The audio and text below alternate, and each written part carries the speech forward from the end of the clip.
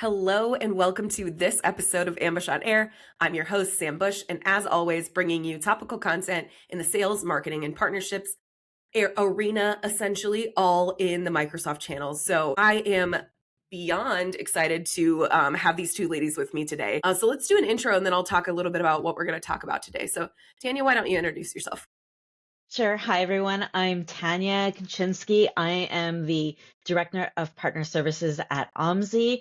I've been in the channel for almost 20 years now. I was doing the math before. So I like to say I started at 15, but we all know We all did. the truth there. So thanks for having me and happy to be here. Yeah. And Mary, what about you? So I'm Mary Miller, the Director of Marketing at Paytrace, and I first started in the Microsoft community in the, mid-90s, and have been sort of really involved over the last decade, 12, 13, 14 years or so, in the ISV community, but working with partners and other ISV solutions providers and customers, just very near and dear to my heart. And I just absolutely love this community. Thanks for having us, Sam.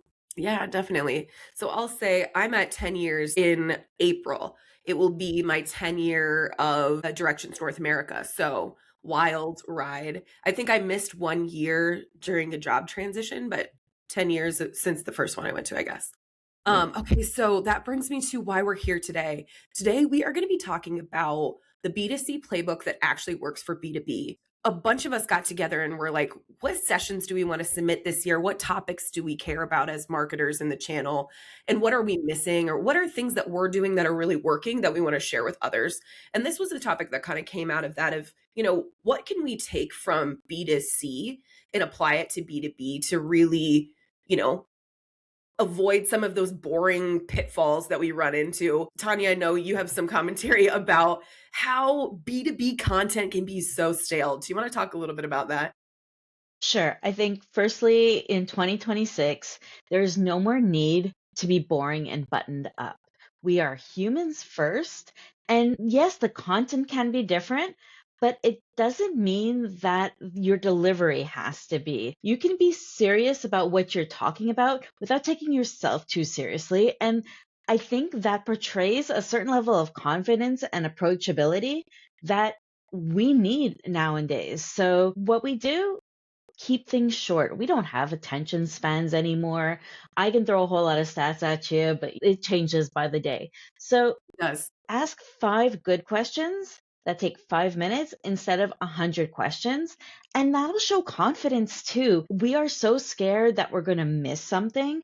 But in reality, you probably lose a lot more by asking all of these other questions in the back end. So, think of like you're used to, like, I want to know which Disney princess I am. And Same. I'm only going to take 5 questions for that. So why would an ERP system be any different? So bottom line, know your goal and then pique curiosity and then open the conversation. Yeah. Now, which Disney princess are you? Ariel. Okay, I'm Mulan. Oh, okay. Controversial because it's not the original princesses. No, it's like, but But when you think we'll have about it another. and you know me, you get Yeah, it. You know what I mean? I do. Mhm. Ariel, not because she's swimming or a singer. I'm not good at either of those things, but for the curiosity and openness The factor. So, spirit. yeah, the spirit of Ariel lives inside of me. I love it. I love it. Okay, so during kind of COVID is where I started switching all of my content to really human. Like even before we recorded just now, I was like, I'm not going to edit this. If you stutter because you're human. Like we're having a conversation. I'm not putting myself in these really button situations anymore because they don't resonate with people. Looking at the sea of LinkedIn content in B2B, it can be so exhausting to get on LinkedIn because it's just like social cards with like, come to this webinar and 3 people's heads and then the time. And it's like, how much of that do they do in B2C? None. And they get a lot more engagement that we do. So Mary, talk a little bit about some stuff that you see kind of as you put together things for Paytrace that are kind of in that vein. Yeah, what we see a ton of is digital and video, short snippets of video. We love to post YouTube content. We love to do one of the things that we do when we start a new partnership. And you can see it on LinkedIn and YouTube and other channels with us as well. But we'll do a quick just 90-second, 2-minute, no more than 3-minute video introducing the partner, introducing the problem that we're going to solve together, and telling people a story.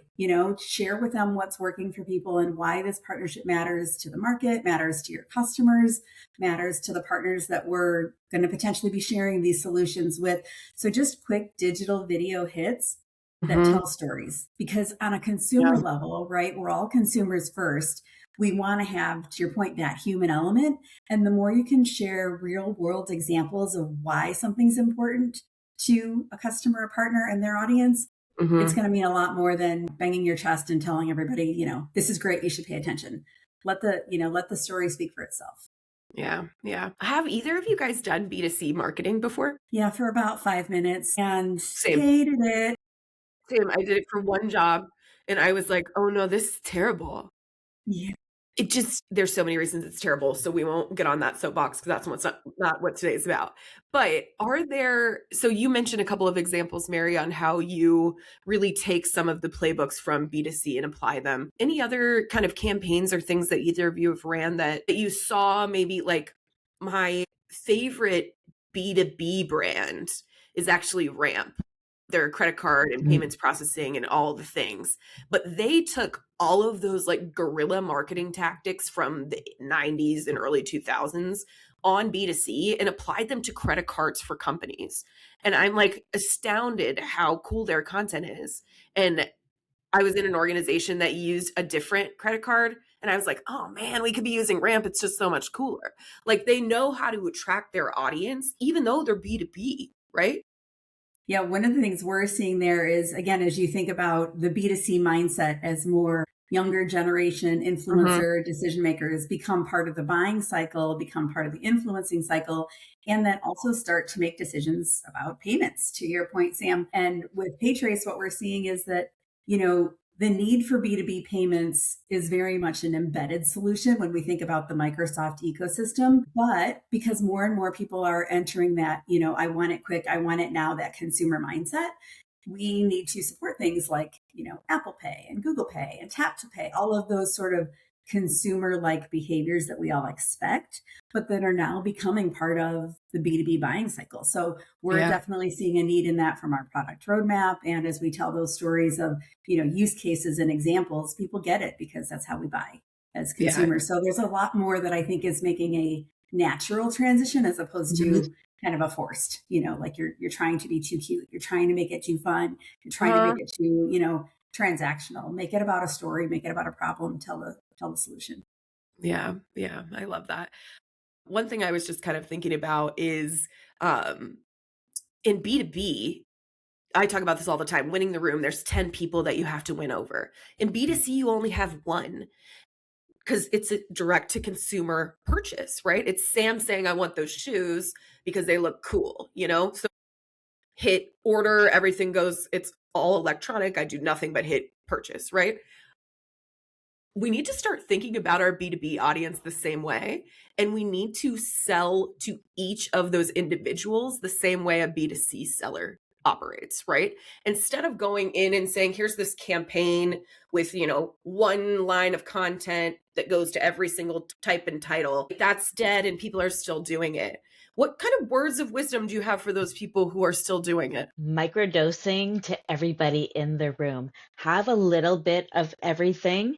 So when you're going to be doing that first presentation, make sure that you have something for all the different departments, because as soon as you don't have one, you've discounted them out. You put baby in the corner and they're not going to come back to you. So it's really important to microdose, go around the room, and then you'll have a better idea after on, okay, we need to dive in more on with this, or this is what their true interest is, instead of drowning one person and the others feel like, well, you wasted my time. Mm-hmm. And that's my biggest resource. So I would say microdosing content to everybody. I love that. I love that. Yeah. I would add to that in that discussion, make sure that you're role specific, right? So that each one of those, so that, the CFO has that benefit statement. In fact, I just read an article that, RFPs are back and winning. And I thought that seems kind of, for very large organizations, I get it. I know. However, for mid-market and what we see in sort of the Microsoft channel, many times, and this is also true, but this I have seen evidence of over the years, is that while people will put out an RFP and think they've gathered 90% of their information, they've done their research, done their homework, 60% of the time, they change their minds. They Exactly. go with somebody else Yep. because they found a value, a trust, a source that they could relate to and that they respected, or a reference from a really good customer or partner that Yeah. outdid anything on, the 10, 20 sheets of paper that they reviewed in the RFP. So I Totally. think the lesson there is, as consumers, of course, we don't put RFPs out. We do our own research, right? We look for reviews, we look for ratings, we ask Sam what kind of shoes she just bought. We Yep. want to know the really cool stuff. But in the B2B world, we put those RFPs out, but now I think we see that information is still taken with a grain of salt. It still has to be validated. It still has to say, hey, CFO, this is going to save you X amount of time and dollars. It's going to accelerate your cash flow. Hey, marketing person, this is going to be able to tell your story. It's going to give you a competitive edge. Hey, sales team, hey, consultant team, here's how it affects your world. So I 100% agree with the microdose approach, Tania. And I think as much as we can pinpoint that with a persona or a role, the stronger the story gets. Yeah, yeah. So both of you kind of hit on credibility and trust. What are some plays that B2C does that we can apply to B2B in terms of building trust? This is something that I've been kind of brainstorming in my head, and I don't know that I have a great answer, but I think about like trust Nike shoes only. Like if I really need a pair of like stylish, comfortable running shoes, walking shoes, lifestyle shoes, I know Nike size 8 is going to come through for me every single time, but they built that loyalty since I was a kid. Like I've been wearing Nike Air Maxes for 20 years since they've been out. So I know ride or die, those are my shoes. How do some of the tactics that B2B or that B2C does can we apply to B2C? It's a hard question to answer. Tanya, do you want to go first? Sure. For me, it's being honest. Like we have been Hmm. so scared to get that foot in the door or saying no or cutting someone out by saying the truth. And I think we build loyalty by being honest. When someone has been disloyal to me or lied to me, I don't trust them anymore. I'm not going to Totally. keep coming back to them. And there's this quiet confidence about saying, I don't know that answer. I'm going to get back to you. Be sure as heck that you get back to them in a short period of time and it's a fab answer. But Yeah, there's something to be said about, you know what? I'm not pretending to know everything because, everyone, the truth comes out in 2026, whether you it like it does. or not. It So does. I think be honest, and that's where you're going to gain the loyalty and trust of you want to be a human. You don't want to be bamboozled anymore. Yeah, and I think a couple of really good ways to do that are the most transparent thing ever that B2B does or that B2C does. I keep getting them backwards. B2C does is they put pricing on everything. In Yeah. B2B, we are horrified to put our price on a website because for whatever reason we think our competitors are going to have some advantage over us. But what it really does is say, what like are we in your ballpark even? Right. Before I waste all my time, I want to know if you're $10 or $10,000, right? So that's one thing. Another thing is I am so, so, so obsessed with websites that have we do this, not that, or even by tier what you get. So if you're in this package, here's all the check marks on the list you get. On this one, you get these, right? More B2B companies need to say what they're not good at. Yeah. Turn away clients that aren't good fits for you, right? They leave eventually anyway. You get a couple, like 1 year of ARR and then they're gone. That's it. Is it worth the reputation to do that? Just a No, couple and the thoughts. customer acquisition cost is too high. And Exactly. people don't realize the long-term loss potential for the Mhm. short-term gain in that situation. So to build on that, I think another important aspect of it is creating that seamless experience, the Mhm. transparency, the visibility. Again, as consumers, we expect one tap, one click, 2 clicks at the most if you need to confirm a purchase after you put something in the cart, right? And even then I'm like, I already said I want it. Yeah, I know. Yeah, trust me, I want this. Yeah, Exactly. okay, I appreciate it just in case I hit 3 instead of 1 or whatever. But Yeah, at the end of the day, we more want patient than quick, me. we want seamless. And I think B2B buyers, B2B decision makers are expecting more and more of that seamless experience that even if, so let's take an ERP example, even if they do need to click a couple extra times, they want that data to flow Me through to too. the invoice. They want it to flow through to the purchase order. They want it to flow back into their ERP system. They want the collections management of that to be all in sort of one seamless experience so that they don't have to go to one or two or three different systems or steps in the process in order to confirm a purchase and get it purchased, ordered, delivered, shipped, all of those things. So I think creating as easy of an experience for the user has to be more top of mind, and that visibility and pricing as much as you can. At least the packaging. I completely agree with that. And I know we're all sensitive to sharing pricing, but at least the packaging, I think the more transparent we can be, the better. Again, you're opening the door for that user experience to be easier from the get-go. Exactly. And I think one thing that we kind of chatted about offline was speed being involved in credibility, especially when it comes to, like, I'm a millennial, I'm your token millennial, like I always say. And when I buy software, I already know what I'm going to buy, usually as a marketer. Like, I have a couple of tools that I had to get for my consulting business, and I knew exactly who to look up on LinkedIn and say, "Hey, account executive at Rollworks, I need your help with these three things quick. Thanks." I know exactly what I want and I know how fast to get it. But when it comes to our buying experience we're delivering to our prospects, talk a little bit about, what your view is on speed of especially like an ISV solution, right? Adding an ISV solution to an ERP. Mary, do you want to go first? Sure. So I have some great examples of this. We had customers recently actually start looking for our solution in, well, now Marketplace, formerly known as AppSource in the Mhm. Microsoft world, to Always find a changing. solution for, right, for credit card processing. And they come across us. In some cases, this is best of both worlds. In some cases, they're already a Paytrace customer from a prior solution that they have in place with us. And they go, oh, now I'm on Business Central. Now I need to add this solution embedded within my ERP system. I go there, I can start using, they can download it, connect their system, and basically just call us and ask to activate it. So there's very little additional effort, especially if they're already a customer. So that's scenario one. Scenario two is they find the solution, they reach out either to us or to their partner and say, hey, we're interested in this. Can we get started? And it can be up and running in anywhere from a couple of days to a couple of weeks, depending on how many other people need to be involved, testing, production. If they're new to us, they want to understand the other, kind of full scope of the solution. But they can literally be up and running within a couple of days if that's their timeline. So I think the important thing that we've learned is be ready to meet them where they are. And Mhm. if they're ready to go fast, be ready to go fast. If they want to take their time and have more cadence, if they have other teams that need to be involved, all of that, then of course be able to support that too. But be able to support the speed with the transparency of what they're going to expect at each stage. And then again, you're setting them up for that really seamless, great user experience. Exactly. Exactly. What Yeah. about you? And I think that speed has very different ways of, going about it. Like for us, our ISV, it's a project accounting solution. It's a long process. So for Mhm. us, speed is okay, this is how long it's going to take. We're not going that we're going to be honest with you.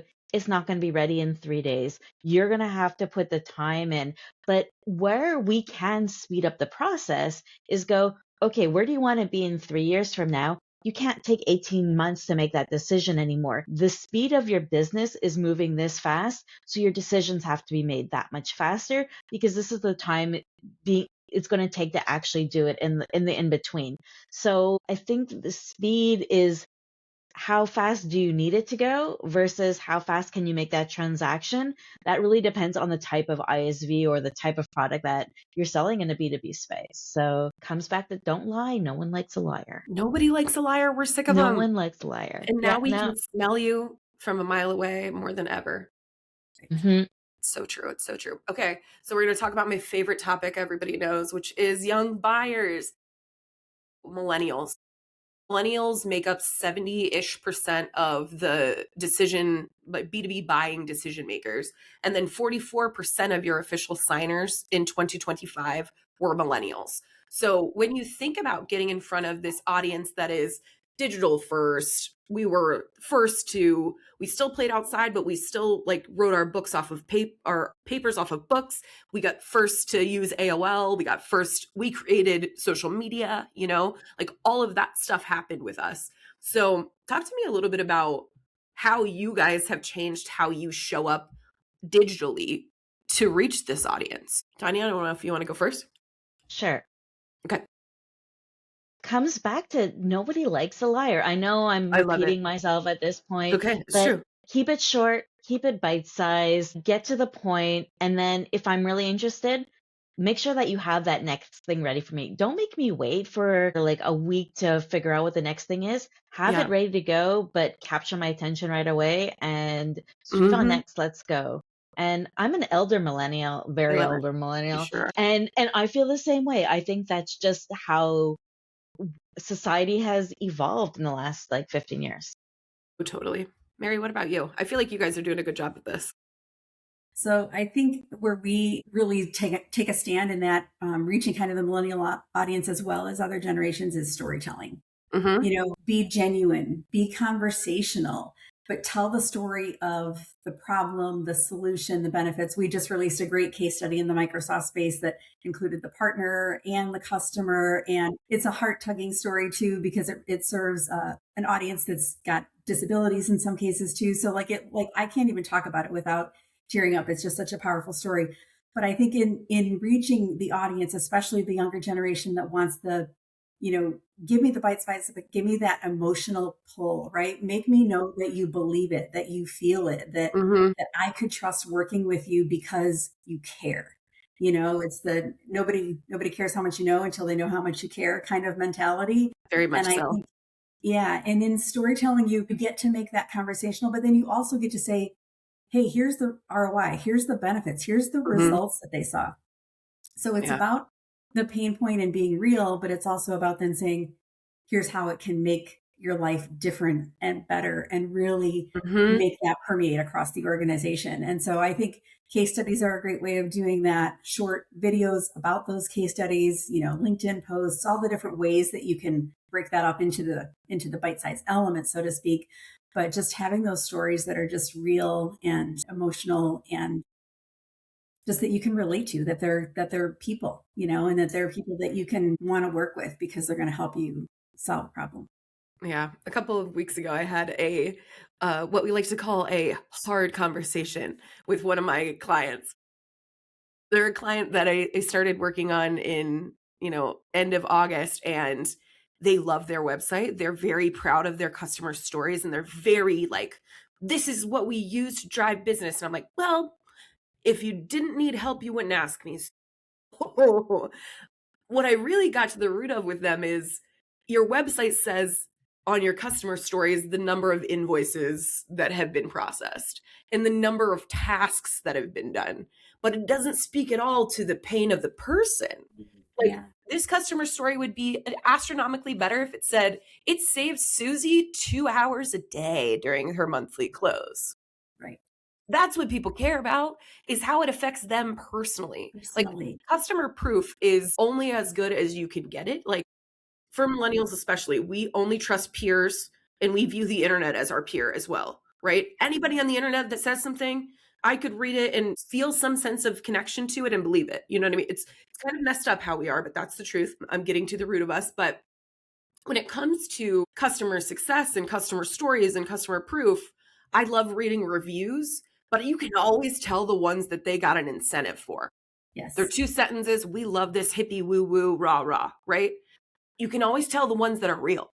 Right. They're like, it changed my life. It Yeah. did this, this, and this for me. Or you see the negative ones that are actually them just not using the software to its potential from what you understand. So like maybe that person's just not utilizing it. You kind of learn to read that in reviews. But what I really, as a B2B purchaser, is I go straight to a third party source for my reviews. I I validation. love a customer story that I get in an email sequence for purchasing something, but I know they're only interviewing their happy customers, right? Give me a stat that says your NPS score. Tell me that during my buying cycle, because what I really want to know is everyone happy, not just this one guy, right? You can show me 10 stories, but can you show me over the volume of your whole customer base, we're at a 60% or up, right? Yeah. Just a comment, just a thought for all you marketers out there that are putting your 2026 plan in action.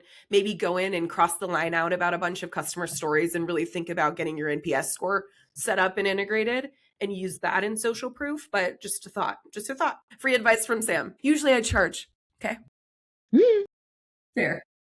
I love it. I love it. Okay. So let's get serious. Let's get ambushy. What B2C tactics should B2B marketers avoid entirely? What are things that B2C people do that you're like, that doesn't belong in our space? I think nothing. I want to see a billboard at the airport when we're all going to Nashville for a community summit, or we're all going to Orlando for directions. I want to walk into the airport and there be a huge sign for my business that everyone sees. I think that's great. I think the sky's the limit on what we can be doing, but instead we're doing social cards on LinkedIn. Yeah, I think the only thing I struggle with on the B2C is pushing a solution to create a problem as opposed to solving a problem that you take the time to uncover. In a consumer transaction, you don't always have the time to really understand if there is a problem. And so I'll use healthcare as an example, right? I get sick of the commercials that say, if you have this, and I think, gosh, have I ever in my life had a twitch on my left calf at 2 a.m. on a Tuesday? You know what I mean? You're like, I don't know. And you're like, I now have cancer. Yeah. It's creating the problem because I have a solution. Like I'm not, and healthcare has lots of great benefits. I'm not putting that down, but I'm saying when you're pushing a solution without understanding and when you're still taking sort of that mass media, mass marketing approach, you're going to have a much smaller return and benefit from that for those people that actually need that type of solution or type of medication or whatever it is, as opposed to taking the time to understand the pain and the challenge that B2B companies do. So I think that perspective, we always have to have the edge in that personal relationship with people and getting to know them and getting to know their challenges. Whereas in the consumer market, that's just, it's going to be very, very difficult to ever kind of have a similar type of experience. And I think on the flip side of that, I don't know if you're going to ask this question too, Sam, but I just have to put it out there. The one thing that we should absolutely not have to do. That's my next question. Are you going to ask it next? Yeah, but you say it. You say it.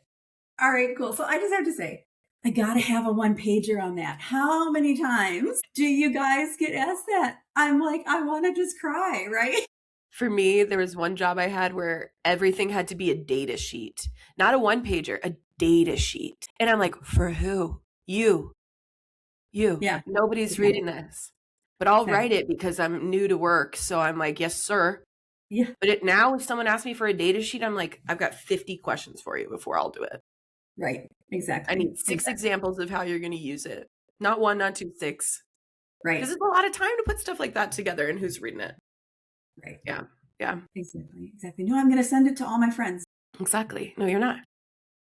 No, they mean partners or whatever, but still, like you're not going to use it in the way that you think that you are. Like you're going to be much better with an example, a video, a story, a case study, a reference, again, something that's relatable. Like you can get the facts and figures on the website. That's Exactly. All right, I'm over my She said the soapbox is over. No, that was a perfect one because I feel the same. Okay, what about you, Tania? For me, I don't even know if this works really well in B2C, but clickbait. And clickbait isn't the same thing in a B2B. I'm talking about the webinar where you're saying that it's going to be this thought leadership and you talk about it for 5 minutes. And then for the next 50 after that, you're like, I'm going to just demo my product and show how that 5 minutes is going to, with all these clicks, we have to stop that. That comes back to you're being a liar again and you're losing my trust and wasting my time. We need to kick that habit hard in our B2C. 100%. I think my favorite clickbaity thing, which I did do recently, I will admit, I'll tell you the story about it, but we all do it. It happens. It slips on LinkedIn when they do the 10 things I learned about B2B selling when I was on a cruise. And it's like, whatever.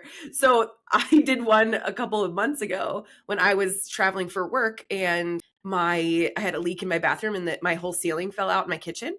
And I put this thing up that was like things I've learned in B2B marketing with a broken kitchen. And it was basically like, I'm out of office. Don't talk to me right now. I'm going through it.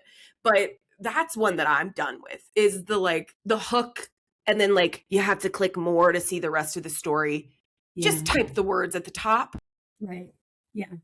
You Or get know, AI to create a summary for you. It's not hard. literally, it's the easiest thing you can TLDR. do. And the other thing that I've already mentioned so many times is the stupid quote cards.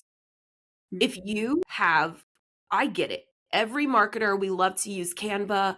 We like all of our email templates to have banners. We like all the stuff to match. But have you ever stopped and really looked at the engagement you get when you put up a little thing that says automate your invoices with us? Click here. What do you get out of that? 5 likes and they're people at your business or your already customers? Why are you wasting time doing it, B2B? B2C would never do that junk.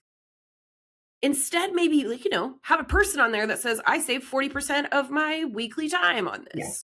Yeah. Or even a stat that shows it. I'm sick of that. I want to start, if I was not looking for a new business, I would go into LinkedIn and say, please delete this, it sucks, on every single one. If I could actually do what I want to do, which is ambush these people so hard publicly, I would. I've had this conversation. I'm like, is it too far of an ambush to do this? Probably. It hurts some people's feelings, but at the end of the day, would it make them better? I don't know. Just say. Reasons. It could be for the right, yeah. Radical candor. I think that's where we need to go in 2026. Oh my gosh, that's my favorite. That's okay. So candor is one of my words for the year, even though I'm already pretty well versed in it. But it's like a focus of mine to be a little more gracious. So maybe I won't post on people's stuff that says this is bad, take it down. Fair. We're learning. Baby steps. I love it. I love it. Okay. So we haven't talked about the one crazy thing, which is AI. We went this entire, can you believe it, 33 minutes without saying AI. And I really want to say I'm proud of us. We only mentioned it briefly to get a summary. Tell me about just any sort of razzle dazzle you're using AI for right now before we kind of wrap up. You want to go first, Tania? Do you want me to? Go for it. Okay. So one of my main goals with my team, it started kind of fourth quarter last year. We use it for a lot of things, the efficiencies, right? We've talked about this in other venues and other sessions and groups before.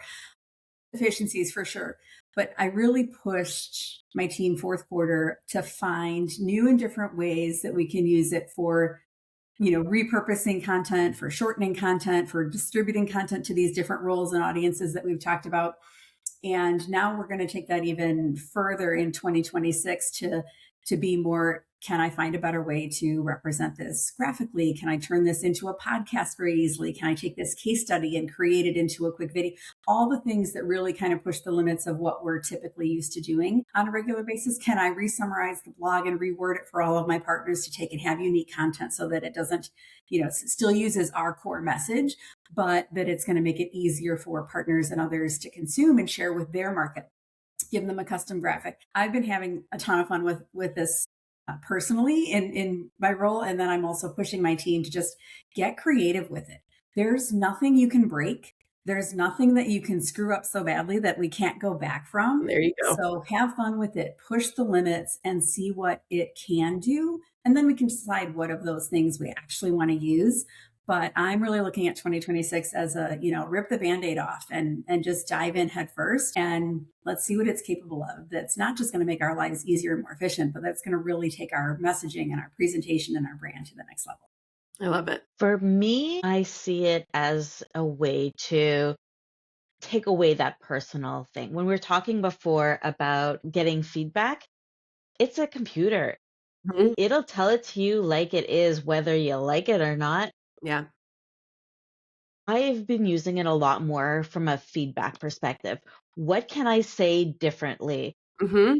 We don't have a big team. We've been working together for such a long time that we've kind of melded in the way that we talk because we've just, osmosis. We've been doing the same thing. We know each other. So as much as my AI bestie, she knows me, she will also tell it like it is. She's like, this isn't good. This or did you think about this? Or when you compare it to that? And I like having that benchmark of, okay, look at this and then tell me where my holes are here. So it's finding my blind spots, and it's kind of giving me a little peek behind the curtain too of, when someone else is going to ask the question, what are they doing? What are they asking for? Because we're moving into a zero click world here. So we need to be able to answer those, like, we need to be able to give them the answers that they need because someone else is asking it as well. So I'm really using it more as a feedback loop Mhm. because yes, like Mary, we are using it to do all these cool things that we've never been able to do because we're a team of two. But now, like to have someone else go like, oh yeah, well, did you think about this? It's saving me a lot of money in the end because I don't have to pay people to do that for me. Exactly, exactly. Okay, so one thing I kind of played around with before this is I have a new kind of thing that I'm working on right now. And what I did for it was I took a bunch of B2C brands and B2B brands that I really admire. And I dropped all of them into a chat GPT that I created an agent for. And I said, I want my personal marketing to reflect more of this. What can I do as Ambush on Air to emulate things like what Ramp is doing or what Nike is doing? Like all of the getting kind of all of that brain power into one place and then going to it and saying, I have this much money to spend on a marketing campaign for my podcast that I'm pushing out here soon because I've never done anything with money for my podcast. So I'm going to do it a little this year. And I'm like, how can I get a good return, but also stay true to the Ambush brand, but take on some of these really cool elements that these big brands are doing, but at my scale?